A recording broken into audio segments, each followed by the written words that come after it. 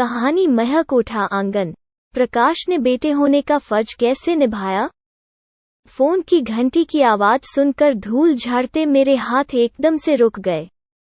लगता है मेरे शहर में वापस आने की सूचना परिचितों को मिल गई। यह सोचते हुए मैंने मुस्कुरा कर फोन का चोंगा उठा लिया। हेलो स्नेहा।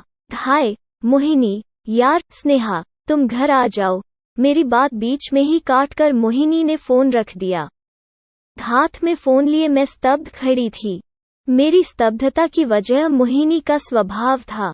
घंटों गप मारना तो मोहिनी की फितरत है। फिर आज जब इतने सालों बाद उसका फोन आया तो न कोई बात, न गिला, न शिकवा। जरूर कोई खास बात है जो वो फोन पर नहीं कहना चाहती है। मोहिनी की इस हरकत ने मुझे चिंता में डाल दिया और मैं झट नहा धोकर उसके घर के लिए चल दी। कार में बैठते ही एक अनाम डर मुझ पर छाने लगा। कहीं मोहिनी का डर सच तो नहीं हो गया? कहीं प्रकाश सचमुच उन लोगों को छोड़कर चला तो नहीं गया? इसी उलझन में मेरा मन अनजाने ही अतीत की पगडंडी पर चलता हुआ 20 साल पीछे के समय में पहुंच गया। मोहिनी की शादी को हुए 10 साल हो गए थे, पर उसके आंगन का सूनापन बरकरार था। एक बच्चे की चाह में मोहिनी और नरेंद्र तड़प रहे थे। उनकी अपनी संतान होने की उम्मीद अब समाप्त हो चुकी थी। नरेंद्र की इच्छा थी कि वे एक बच्चा गोद ले लें, पर मोहिनी किसी दूसरे की औलाद को अपनाने को किसी भी कीमत पर तैयार नहीं थी। नरेंद्र ने इस काम में मुझ से मदद मांगी। उनका ख्याल था कि बचपन की सहेली होने के कारण शायद मैं मोहिनी को समझा सकूं। मैंने मोहिनी से बात करके यह महसूस किया कि उसके मन के किसी कोने में यह बात घर कर गई है कि पराया बच्चा पराया ही रहेगा। वो दूसरे की वंशबेल को अपने आंगन में रोपने को तैयार नहीं थी। उसका मानना था कि दूसरे का खून कब धोखा दे जाए, क्या पता। वो अपनी सूनी गोद और घर में फैले सूनेपन को नियति का क्रूर प्रहार मानकर स्वीकार कर चुकी थी। हम सब के समझाने और नरेंद्र की इच्छा के आगे आखिरकार मोहिनी झुक गई। परिणाम स्वरूप ओस की बूंद की तरह 1 साल का मासूम प्रकाश उनके आंगन में आ गया और धीरे धीरे फैलता हुआ उनके सूखे आंगन को गीला करने लगा। अब उनके आंगन से मासूम प्रकाश की किलकारियों की आवाजें आने लगीं।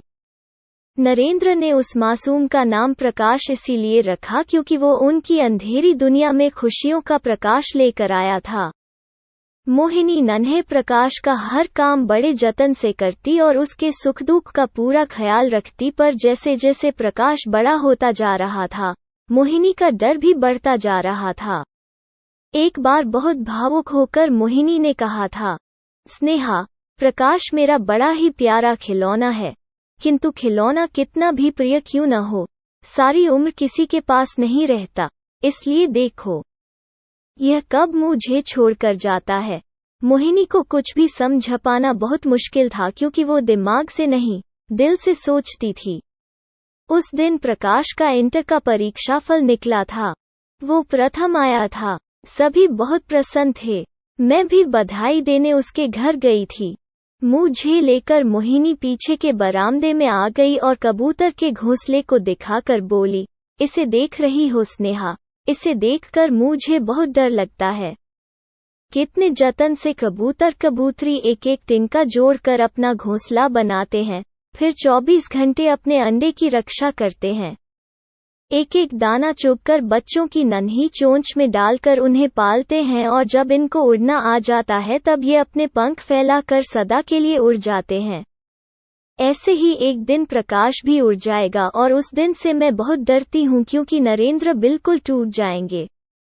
वे तो भूल ही गए हैं कि यह उनका बेटा नहीं है। आस लगाए बैठे हैं कि प्रकाश उनके बुढ़ापे का सहारा बनेगा। पर पराया तो पराया ही होता है न? मैं आश्चर्य से मोहिनी को देख रही थी। उसे समझने की कोशिश कर रही थी, पर सब व्यर्थ।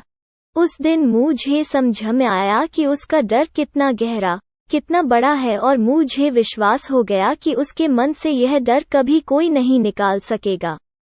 वो ताउम्र इसी भय के साथ जिएगी। आज अचानक इतने वर्षों बाद उसने इस तरह फोन करके बुलाया है। कहीं कुछ गड़बड़ जरूर है। अतीत की यादों में खोई मैं कब मोहिनी के घर पहुंच गई, जान ही नहीं पाई। ड्राइवर की आवाज से मेरी तंद्रा टूटी। आशंका भरे दिल के साथ मैंने घर में प्रवेश किया। सामने मोहिनी बैठी थी। उसका कुशकाय शरीर देख मैं हैरान रह गई। कभी गोलमटोल खिली खिली रहने वाली मोहिनी मुझे इस हाल में मिलेगी, इसकी तो मैं कल्पना भी नहीं कर सकती थी। मोहिनी का डर विशाल रूप लेकर मेरे सामने खड़ा हो गया था। किसी तरह खुद को संभाल कर मैं आगे बढ़ी। मेरे पास पहुंचते ही मोहिनी एकदम से खिल उठी। बीमार हालत में भी उसके चेहरे का तेज और आंखों की खुशी छलकी छलकी पड़ रही थी। मेरा हाथ पकड़कर मोहिनी बोली, स्नेहा, तुझे यह खुशखबरी देने के लिए बुलाया था कि तेरी मोहिनी की गोद भर गई। मैं फटीफटी आंखों से मोहिनी को देख रही थी। बड़ी मुश्किल से बोल पाए, इस उम्र में? हाँ, इस उम्र में एक जवान बेटे से मेरी गोद भर गई।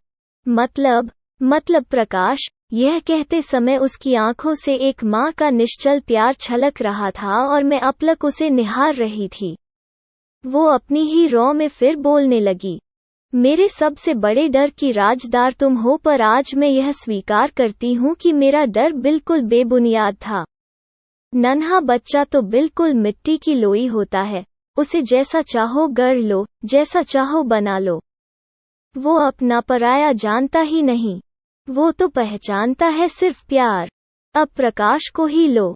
आज के इस युग में जब बच्चों के लिए उनके अपने बूढ़े माँ बाप बोझ बनते जा रहे हैं, वो सच्चे अर्थों में हमारे बुढ़ाने की लाठी बनकर खड़ा है। आज अगर हम दोनों जिंदा हैं तो सिर्फ प्रकाश की वजह से। पिछले साल नरेंद्र की तबीयत अचानक बहुत खराब हो गई थी। डॉक्टर ने बताया कि उनकी दोनों किडनियां खराब हो गई हैं। डर और चिंता से मैंने भी चारपाई पकड़ ली, पर प्रकाश दौड़ भाग करता रहा और अंत में अपनी एक किडनी देकर उसने नरेंद्र को मौत के मुंह से वापस खींच लिया। मेरी अपनी कोख से जन्मा बच्चा ऐसा ही करता, इसकी क्या गारंटी है? सच है, प्यार के रिश्ते से बड़ा कोई रिश्ता नहीं है।